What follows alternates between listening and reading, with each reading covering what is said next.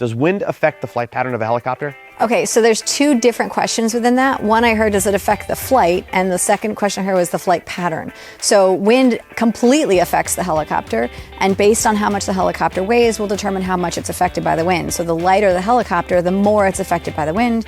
The heavier the helicopter, the less it's affected by the wind.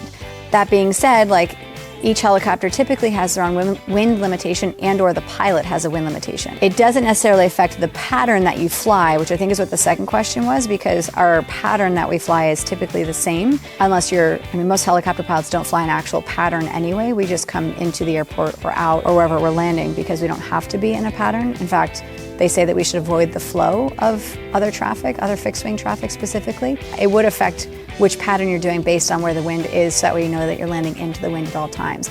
But the shape of the pattern would always be the same technically.